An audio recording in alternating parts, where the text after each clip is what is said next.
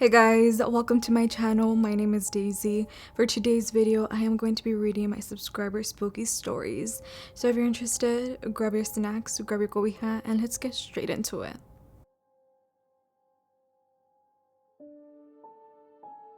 Hi Daisy. I'll start off by giving some background to the story. I used to just live with my mom and my baby brother. My mom got back together with an old boyfriend who has a daughter a year older than me from a previous relationship. My mom and her boyfriend got married, and soon after, we all moved in together. So now it was my mom, my brother, my new stepdad, and my new stepsister. At first, we fell in love with the new house. My sister and I thought the reading nook in the living room was perfect for us to curl up in. We had a big backyard with a beautiful cottonwood tree, and most importantly, our bedrooms were separate from our parents' room. We had a long hallway on the opposite side of the house with 3 doors for each of our bedrooms. My brother had the middle room, while my sister and I had the rooms next to his. My mom preferred it this way since he was still so young and she wanted us to be able to hear him if he needed anything in the night. The first few months of living there were fine. We all got settled in nicely and enjoyed family movie nights together and learned how to be a blended family. I was always a little creeped out by the house.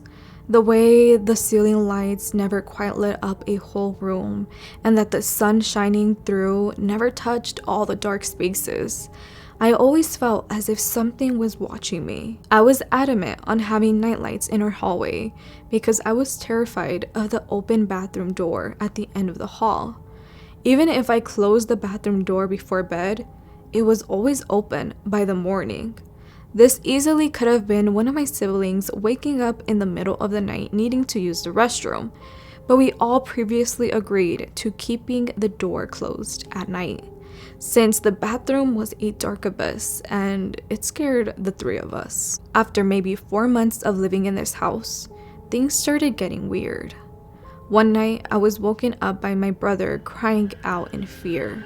He sounded genuinely terrified. I jumped out of bed and ran into his room to find him curled up in the corner of his toddler bed, with his blanket pulled over his nose, his wide eyes peering at me, filled with tears. I went to him and pulled him into a hug, rubbing his back and asking him what was wrong. "Bad thing in my closet," he cried. I looked over at his small closet, which we usually kept open because his toddler hands hadn't quite mastered opening doors yet, and we wanted him to have access to all of his toys on the floor. I got up and turned on the light, looking into the closet and showing him there was nothing in his closet but clothes and toys. He didn't seem convinced, but I tucked him back into bed, kissed him on his forehead, and went back to my room. The next morning, I came to wake him up for breakfast, and when I asked him about what he saw in his closet, he didn't know what I was talking about. I was confused, but I left it at that. This went on for a few weeks. He would cry, waking me up around 2-3 in the morning almost every night. And every night I would go in, show him the closet didn't have any bad guys, and tuck him back into bed. I just figured his eyes were playing tricks on him, as his nightlight would shine just enough in his closet to see his clothes hanging up from the rack. That is until everyone started exhibiting a different behavior. As a family, we had grown so close, with endless nights of movies, games, and laughter. But soon after my brother grew his fear of his closet, everyone started to act differently, including me. My sweet mother, who I always felt was my best friend, was growing bitter and mean, and my stepdad the same. It felt as if they were bullying my siblings and I, or purposely finding reasons to punish us in many ways. My baby brother, who was always this source of light and laughter, had started acting odd, quietly glaring at me at the breakfast table, or acting possessed.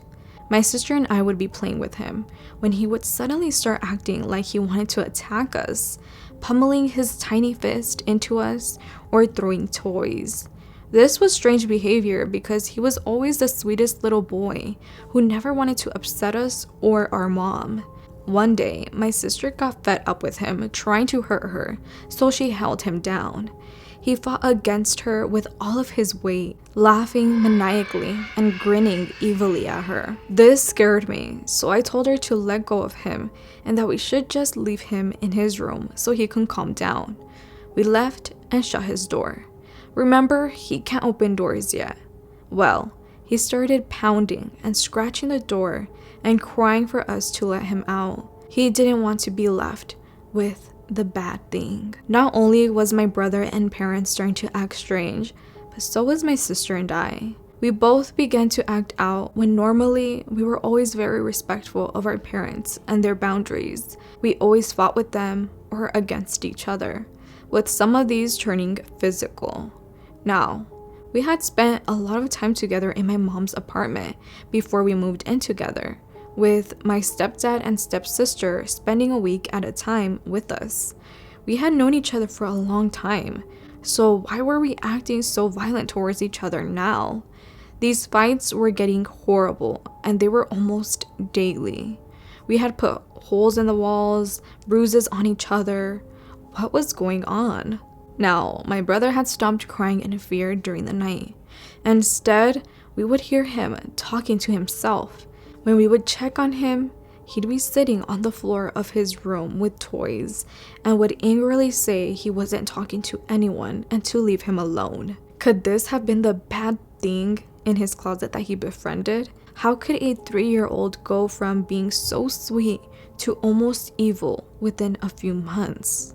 This became our new normal, constantly fighting and this surge of negative energy always coming from every corner of the house. Unlike anything I had experienced before, I grew to be terrified of the bathroom at the end of our hall, the door always being open in the morning even though we all swore we shut it. One night, I woke up 2-3 in the morning to hear my brother talking to himself again. I went into his room to tell him to go to bed, and again he angrily growled at me to leave him alone. I was fed up with doing this almost every night, so I shut his door and went down the hall to use the restroom before going back to bed.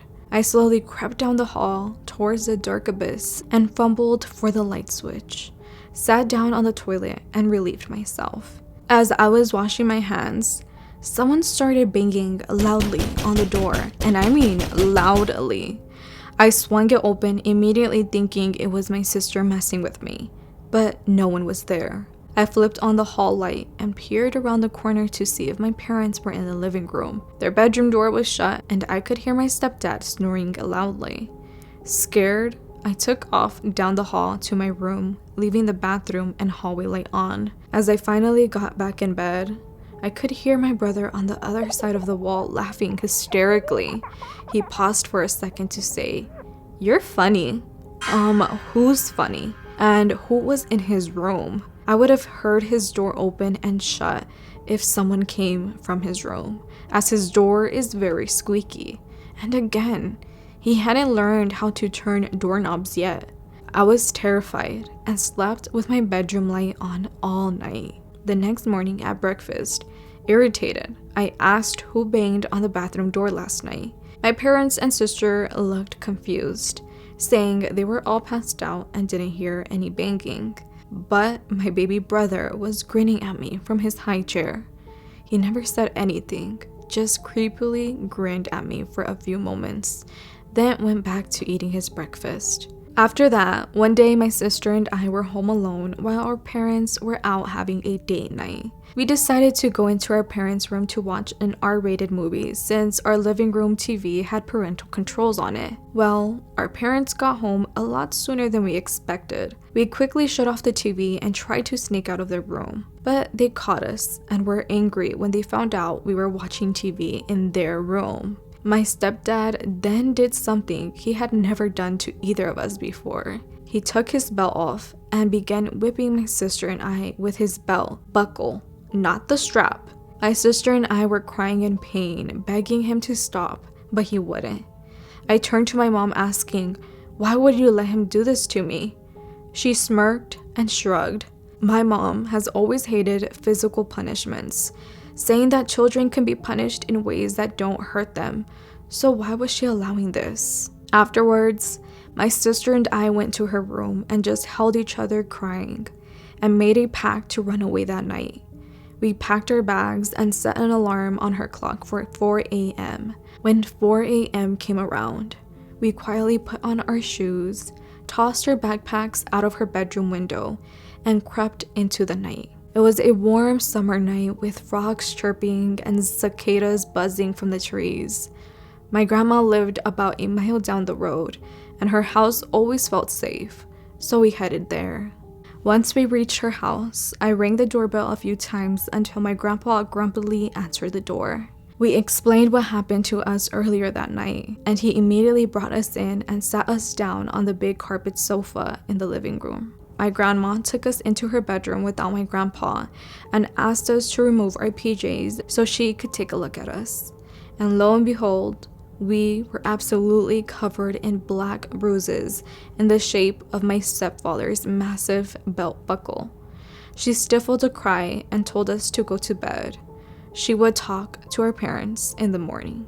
We ended up going back home a few days later, and by that time, my mom had called her dad. He was a deeply religious man, and she had pieced together that our house may need a cleansing, as she had also been feeling the negative energy and noticed everyone's behavior becoming evil. He came later that day with sage and holy water, while slowly cleansing the entire house. My mom did egg cleanses on all of us, and wow, were they dark. Each of our eggs were dark with spikes shooting to the top of the glass and bubbles speckling the water. We didn't stay in the house long after that, moving out in less than a year after we moved in. We immediately felt the weight off our shoulders and things seemed to be better. We went back to having our family movie game nights and laughter filled our new house daily. Things seemed to be back to normal until one night around 3 in the morning. I woke up to hear my baby brother laughing hysterically, and when I went to check on him, that same evil glare that I met at our previous house greeted me as I opened the door.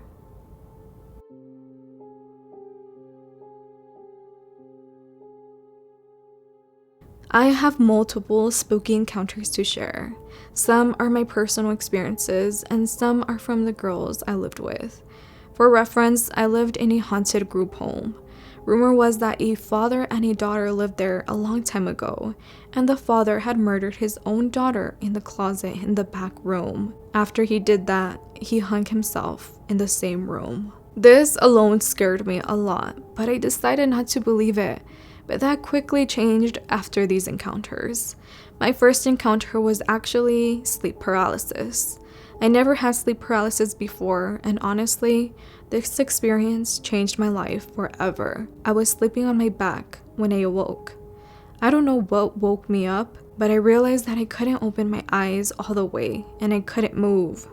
It felt like a pressure was pushing on my chest, preventing me from moving. When I looked, I saw a fist pushing down on my chest. The fist had no details and led to an all-black figure with no discernible features. But one thing I noticed was that his arm was super long to the point he was standing straight while his arm was on my chest. And since I couldn't open my eyes all the way, I couldn't see his face. I was absolutely terrified and quickly closed my eyes and began praying to God to push whatever evil was holding me captive to leave me. Not soon after, a staff member opened the door to bring me my medication, and just like that, I was able to move again and open my eyes. I know it wasn't a dream because it was so real and it absolutely terrified me. This next experience wasn't mine, but another girl's. The movie The Conjuring had just come out, and some of the girls and I watched it in the theaters. We decided we wanted to play the clap game in complete darkness, because what could go wrong? We turned off all the lights and began the game. 10 minutes into the game, one of the girls screamed at the top of her lungs. The lights turned on super quick, and we all ran into the living room, terrified out of our minds. The girl who screamed told us that while she was hiding around a corner in the hallway, she looked to her side to see a small girl that was glowing, crouching next to her, going, "Shh," into the screaming. After that, we never played the game again because of fear of one of us seeing the girl crouching next to us like it did to her. Well, a couple nights later, we were all sleeping when our staff went into the bathroom. She heard someone knocking on the door and asked them to give her a second. There was a second knock. She finished her business and opened the door to nothing. Thinking it was one of us girls, she walked to the 3 rooms, but we were all fast asleep. She told us about it the next day, and it sent chills down my back. Now, these next 2 are my own personal experiences. For this story, I'll tell you the layout of the house. The front door led to a living room that had a bedroom directly to the left of it, and a hallway next to the bedroom that led to 2 more bedrooms and an office. There was an archway that led to the kitchen and another living area across from the front door. From the front table, I could see part of the front door and the hallway. Anyways, I was sitting at the kitchen table facing the living room with the front door while 2 staff members sat in front of me. They were facing away from the front door and off to the side, so I was able to see the front living room. Out of nowhere, I saw a girl my height walk across the archway in an unnatural way. She wasn't walking slow or insanely fast either. It was like she was float walking. She caught my attention because again, she was all black with no discernible features. I quickly asked the staff in front of me if they had seen it. I know they obviously wouldn't have, but I was scared and in denial that I was the only one who saw it. They looked at me weird and asked, "Saw what?" A girl just walked by the archway as I pointed to where I had seen her. They told me that all of the girls were at school and I was the only girl home. I was terrified. I got up immediately to check the area and saw no one. Whoever it was couldn't have left back to the hallway or out the front door because I could see both from where I was standing, and to where the girl walked to was just a wall. The next encounter happened when a girl wanted to go ghost hunting in the room that the father and daughter allegedly died in. I was curious about it, so I volunteered because no one else wanted to. Big mistake. We sat in the room in total darkness with the door closed. She was recording with her phone when she said, "Kayla, do you see that?" I looked at her and said, "See what?" She pointed at her phone saying she saw a face in the camera. I figured she was trying to scare me, so I ignored her. While sitting in total darkness, I was sitting up on the bed, one side facing the other girl and the other facing a wall. Girl, something poked me from the side, facing the wall. I screamed bloody murder and booked it out of the room, almost in tears, telling the staff something had touched my side. I was so scared that I did not want to go back into the room. The girl thought it was funny and just laughed it off, saying I probably imagined it, but I know what I felt. She tried to get me to go back into the room and continue the investigation. I told her I would go if the lights were on. She said she'll leave the door open, and that was it. I yelled, "I won't go in unless the lights are on." While we were going back and forth, the lights in the room went out, and only in that room. After that incident, I never set foot in that room again. That encounter traumatized me the most. I have more stories from that group home and from another house I moved into that was also haunted, but this email is long enough. So maybe next time. Thank you for reading my stories. Love, Kayla.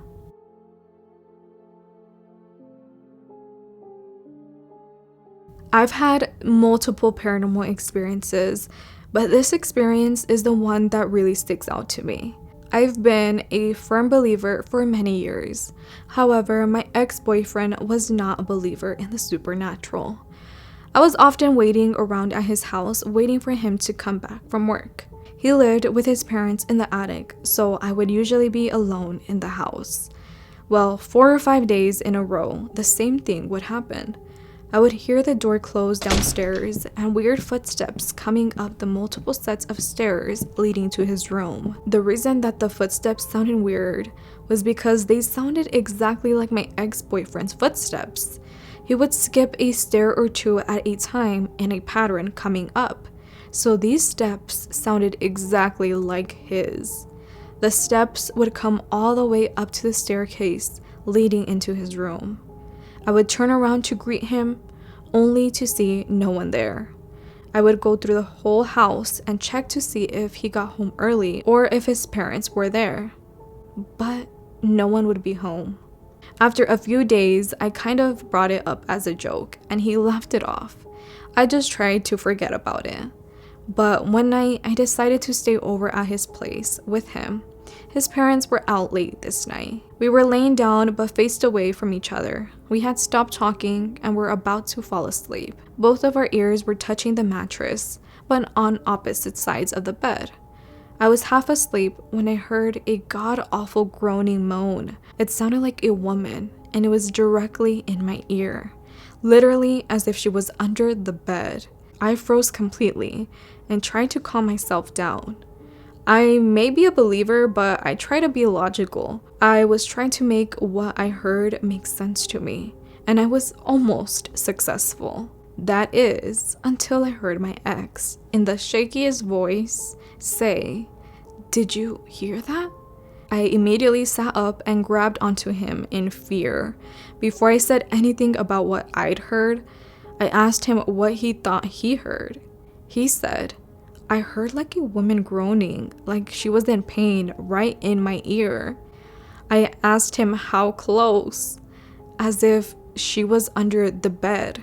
He replied. I was completely terrified at that point. He wanted to get up and investigate, but I was paralyzed by fear.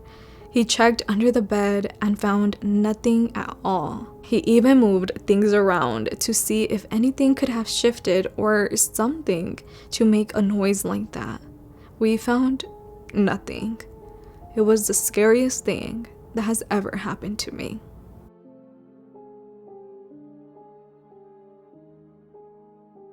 Hola, Daisy. This incident happened several years ago when I was a child, but it's still very vivid in my memory. This happened in October 1998 when we were living in Hawaii on a military installation known as Schofield Barracks. Before my mom married my stepdad, we lived in subsidized housing where I had to share a room with my two sisters. This was the first house we lived in where I had my own room. So you can imagine my excitement at having my own personal space. That is until this strange event took place. I was working on some assignments when I decided to wrap things up for the night. After putting on my pajamas, I turned off my TV and the lights before getting into bed. I was sleeping soundly before I randomly woke up in the middle of the night. I turned on my side and tried to drift back to sleep, but I couldn't shake this dreadful feeling of being watched. I turned onto my back and sat up slightly to look around the room. It was eerily dark, and there was an ominous presence that filled the entire space. I curled up under the covers in a fetal position. After a few seconds, I started to hear a noise that sounded like a knife scraping against my carpet, along with a thud sound. The noise was then followed by a whispering laugh. Again, the scraping sound continued, followed by the menacing laughter. I couldn't believe this was happening while I was wide awake. I wasn't dreaming or hallucinating. I was actually hearing this, and it frightened me to the point where my body froze with fear. The only thing I could think to do was yell for my mom. "Mama, mama, help me, please help me." The evil laughter continued as I screamed for help, as though it derived pleasure from my tormenting fear. As much as I yelled and screamed, no one came to my aid. I decided to pray. I said, "In the name of Jesus, I rebuke you." I noticed that as soon as I said the name Jesus, the noise and the evil laughter abruptly stopped. There was complete silence. I sat there contemplating whether I should run out of the room or wait for someone to come to my aid. I didn't want to get out of bed because I was afraid something would grab a hold of me, so I opted to stay put. I proceeded to yell for my mom, and once I did, the slashing noise and the whispering laughter started back up.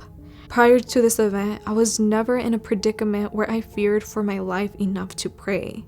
This was the day I realized the name of Jesus is special and powerful, that even his entity is subject to his name. Upon realizing this, I decided to pray out loud, "Lord Jesus, please let somebody wake up." In the midst of my prayer and plea for help, my stepdad barged into my room in a panic and turned on the light. "Are you okay? What's the matter?" I jumped out of bed in tears and said, "No, I think there's something under my bed." My stepdad crouched down to check under my bed, but he didn't see anything. He even went as far as to lift up the mattress and box spring simultaneously to do a thorough search. There was nothing under my bed, or in my closet for that matter, but the terror that I felt still lingered. There is no logical explanation for what I experienced. This whole ordeal probably lasted less than 5 minutes, but it traumatized me enough to never sleep with the lights off again. Thank you for sharing. From Deborah. So that was it for today's video. I hope you guys enjoyed these stories. Thank you guys so much for sending in your stories.